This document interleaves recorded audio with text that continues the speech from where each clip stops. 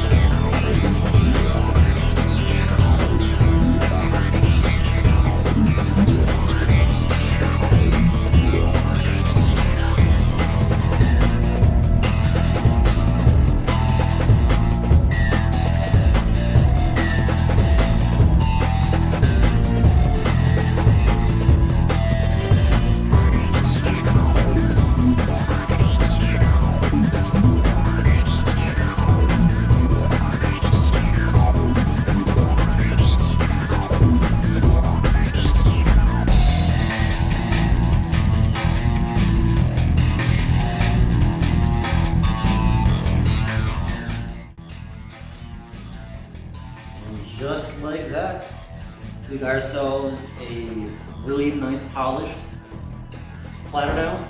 You can probably see yourself in the mirror. It's pretty cool.